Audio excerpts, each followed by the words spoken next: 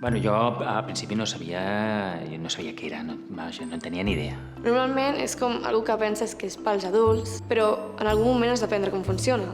Jo vaig aprendre per mi mateix. Jo aquestes coses no els hi preguntava al meu pare.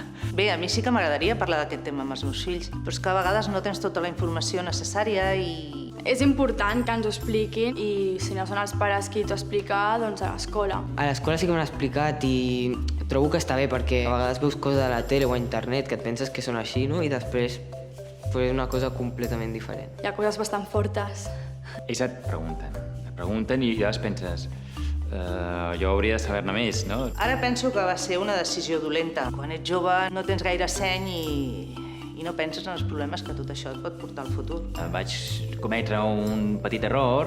El meu germà gran, el primer cop, es va equivocar. Doncs jo ara en tinc i vaig amb compte perquè mai saps i crec que està bé que t'expliquin les precaucions que has de prendre i que és una responsabilitat. Jo no m'ho esperava i em vaig quedar bastant parada quan m'hi vaig trobar. La meva mare m'havia avisat.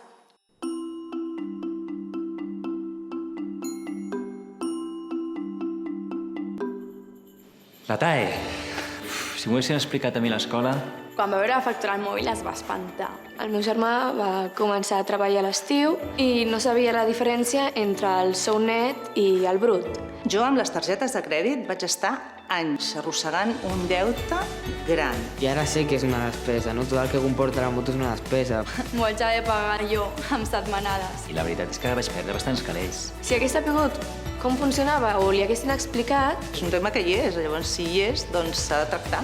Tenint la informació abans, saps més bé per on vas, saps més bé què has de fer, saps més bé què no has de fer. Si és un expert, doncs encara ho explicarà millor, imagino. És una informació que de cara al futur necessitaràs. L'educació i la informació són fonamentals per poder prendre les millors decisions a la nostra vida i saber si ens convé el que ens aconsellen o ens venen. El programa d'educació financera a les escoles de Catalunya compleix la seva quarta edició amb el mateix objectiu, el d'impartir coneixements i habilitats bàsiques d'educació financera als alumnes del nostre país. Aquest programa pretén dotar a la ciutadania de millors competències en finances personals que els facilitin la presa de decisions en matèria econòmica. A través de tallers impartits per voluntaris, tots ells treballadors del món financer. AFEC està impulsat pels Departaments d'Economia i d'Ensenyament de la Generalitat de Catalunya, organitzat per l'Institut d'Estudis Financers i compta amb el suport de les principals entitats i associacions professionals del sector econòmic financer. Aquest darrer curs s'han tornat a superar tant el nombre de centres escolars i de formació on s'imparteix el programa AFEC com el nombre de treballadors voluntaris que imparteixen els tallers. Un gran percentatge dels voluntaris repeteixen l'experiència. Les sessions impartides totals continuen augmentant de forma significativa, així com la xifra d'alumnes que han rebut tallers d'AFEC.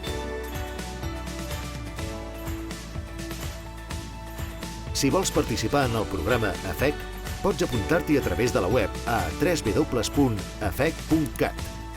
Confiem que el programa d'educació financera capdavanter al sud d'Europa continuï creixent a Catalunya.